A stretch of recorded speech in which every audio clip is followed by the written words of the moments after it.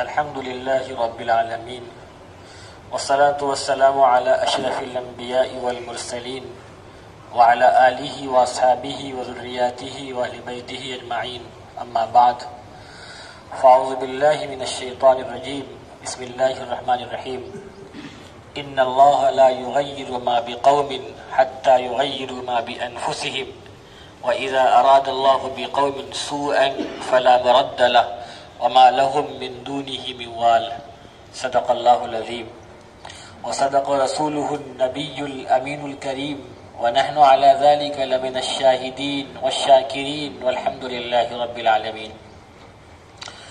بزرگان محترم، اللہ تعالیٰ نے ہم سب کو ایمان جیسی عظیم الشان نعمت سے سرفراز فرمایا ہے. اس ایمان کے بعد اللہ تعالیٰ نے ہم پر جو احکام نازل فرمائے ہیں ان احکام کو مکمل طور سے پورا کرنا ہم سب کی ذمہ داری بنتی ہے. اسلام کے معنی ہی ہے اطاعت کرنا، فرما برداری کرنا. ہم نے اللہ کے آگے سر کو جھکا دیا، اللہ کے احکامات کے لیے سر کو جھکا دیا، اور اللہ تعالیٰ ہمیں جن کاموں کا حکم دیتا ہے وہ ہمیں کرنا ہے، اور جن کاموں سے اللہ تعالیٰ منع کرتا ہے ہمیں ان کاموں سے رک جانا ہے. اسی کا نام اسلام ہے. اسلام کے معنی یہ اطاعت کرنے کے ہیں.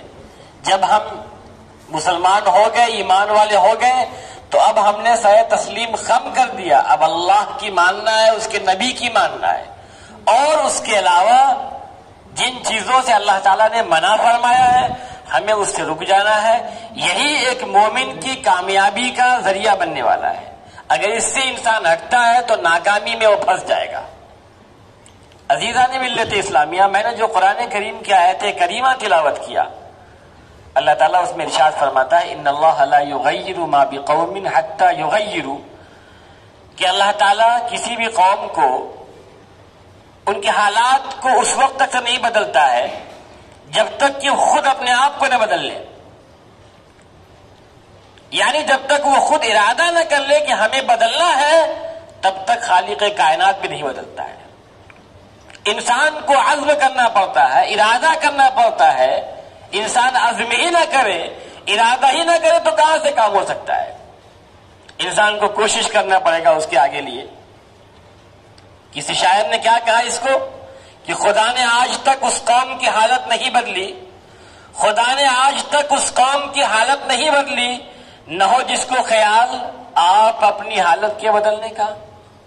کہ اللہ تعالیٰ بھی اس قوم کی حالت کو نہیں بدلتا ہے جب تک کہ خود اس قوم کو اپنی حالت کے بدلنے کا خیال نہ ہو.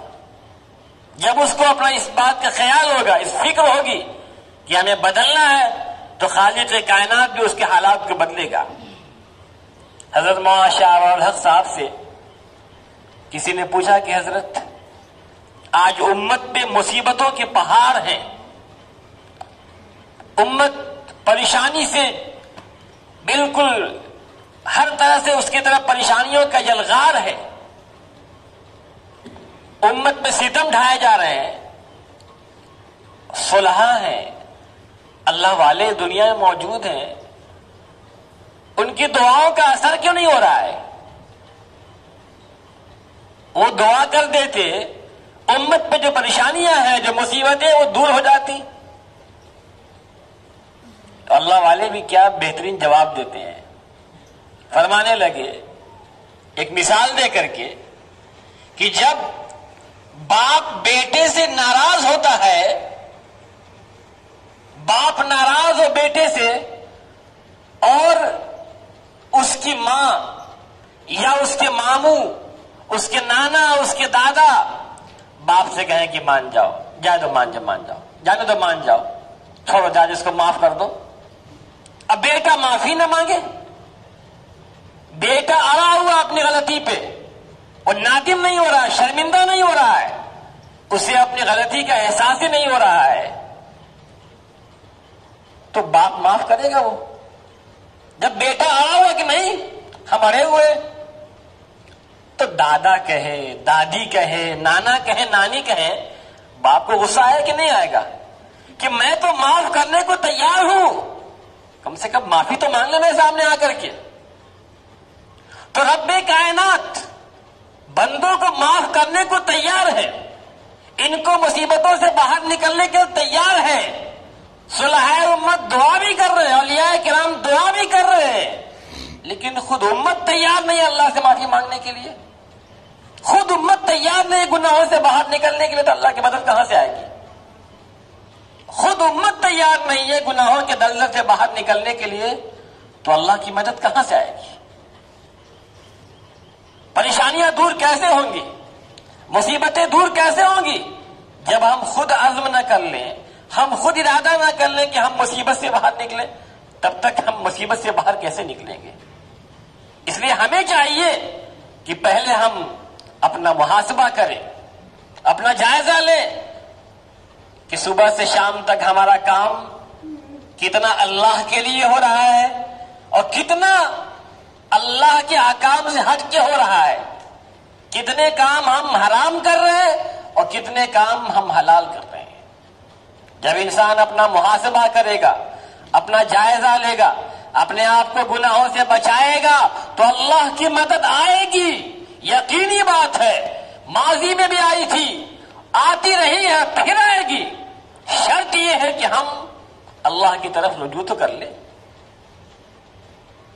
آپ کو یاد ہوگا، تاریخ میں پڑھا ہوگا آپ نے، علماء کرام سے سنا بھی ہوگا، علامہ ابن اسیر جزری نے لکھا ہے کہ جب حضرت سعد ابن ابی وقاص رضی اللہ عنہ جنگ قادسیہ میں گئے ہوئے تھے، انہوں نے عاصم بن عمرو کو کسی کام سے ایک چھوٹی سی جماعت کے ساتھ بھیجا. جب وہ پہنچے وہاں پہ تو رستے میں ان کے کھانے پینے کا سامان ختم ہو گیا. اب پریشان کی کہاں سے کھایا پیا جائے. آس پاس ڈھونڈا کہیں کچھ مل جائے، کہیں بکری وغیرہ مل جائے، کچھ مل جائے، کچھ نہیں مل رہا تھا. ایک چھپر نظر آیا، ایک چھپر دیکھا، وہاں ایک آدمی کھڑا ہوا ہے. اس نے پوچھا یہاں کچھ مل جائے گا؟ اس نے کہا کچھ نہیں، یہاں پہ کچھ نہیں ہے. یہ لوگ آگے بڑھے تو آواز آئی، ایک جانور کی آواز آئی کہ یہ خدا کا دشمن جھوٹ بول رہا ہے، ہم یہاں موجود ہیں. عاصم ابن عمرو وہاں گئے، اندر گئے تو دیکھا کہ وہاں تو بڑی تعداد میں گائے اور بیل وغیرہ سب بدھے ہوئے. معلوم ہوا کہ وہ ایک بیل کی آواز تھی جس نے کہا کہ یہ خدا کا دشمن جھوٹ بول رہا ہے، ہم یہاں موجود ہیں، مجھے لے کے چلو، ہمیں لے کے چلو.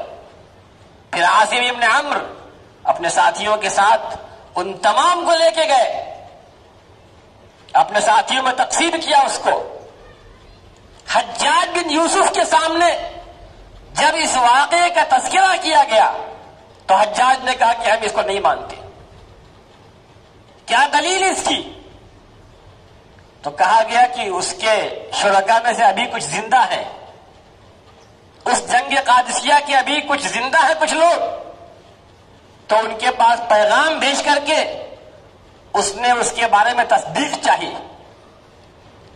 تو انہوں نے تصدیق کیا کہ ہاں یہ بات صحیح ہے، یہ ہمارے سامنے یہ واقعہ ہوا ہے کہ جانور کی آواز آئی تھی.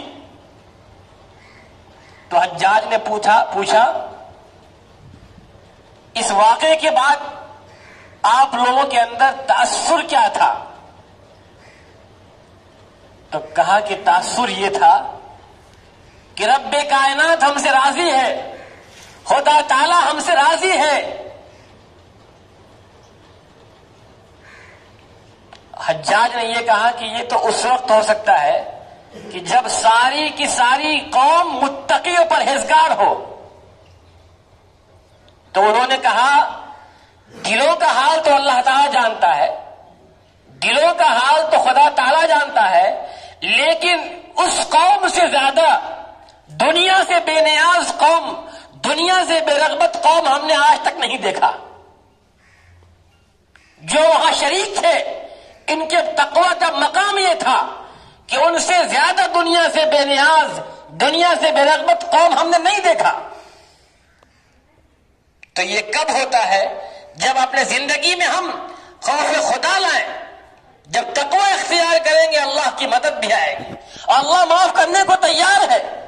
حضرت موسیٰ کلیم اللہ کو رب کائنات نے وحی کیا کہ موسیٰ ہم نے آپ کو اپنا مقرب بنا لیا ہے.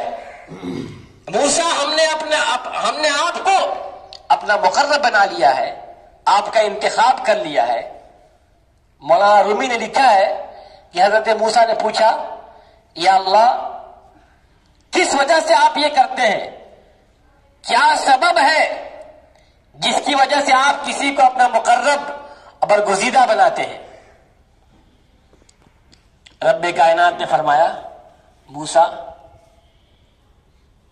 جب جس طرح کوئی بچہ جب اس کو ماں مارتی ہے، ماں اس کو تماچا مارتی ہے تو بچہ دوبارہ بھاگ کے ماں کے پاس آتا ہے. بچہ روتا ہے، ماں مار رہی ہے، بچہ روتا ہے، پھر بھی وہ ماں ہی کے پاس بھاگ کے آتا ہے. جب اس طرح کوئی بندہ میرے ساتھ کرتا ہے تو میں اس کو اپنا مقرب بنا لیتا ہوں. یعنی بچے کو پتا ہے کہ میرے خیر اور شر سب کچھ میرے ساتھ میری ماں ہی کر رہی ہے. جب اللہ کے ساتھ اس طرح کا یقین ہم کر لیں گے تو اللہ ہمیں اپنا مقرب اور برگزیدہ بنا لے گا. پھر امت میں جو حالات ہیں، جو مصیبتوں کے انبار ہیں، جو پریشانیوں کی یلغار ہے، یہ دھیرے دھیرے چھٹ جائے گی، دھیرے دھیرے چھٹ جائے گی. جب اللہ تعالیٰ سے دعا کرے گا انسان، رو رو کے گرا کر کے گریہ زاری کر کے اللہ سے معافی مانگے گا، اللہ معاف کرنے کو تیار ہے. ایک قطرہ آنسو اگر گر جائے ندامت کا، خوف خدا کا، خشیت الہی کا ایک قطرہ آنسو گر جائے، اللہ پوری زندگی کی گناہ کو معاف کرنے کو تیار ہے. یہاں تک فرمایا گیا حدیث پاک میں لا یلج النار رجل بکا من خشیت اللہ حتی یعود اللبن فی الضرع، کہ وہ شخص جہنم میں نہیں جا سکتا جس کے آنکھ سے خوف خدا سے آنسو نکلے. وہ شخص جہنم میں نہیں جائے گا جس کے خدا کے ڈر سے جس کی آنکھوں سے آنسو نکلے. وہ جہنم میں نہیں جا سکتا اس وقت تک جب تک کہ تھن سے نکلا ہوا دودھ دوبارہ تھن میں واپس نہیں چلا جاتا.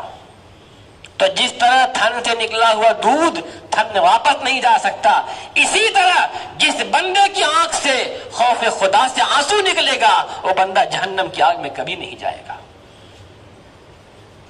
ایک سجدے کی تو دیری ہے، ایک سجدہ ایسا کر لے انسان، روزانہ ایک سجدہ کم سے کم ایسا کرے، 2 منٹ 4 منٹ 5 منٹ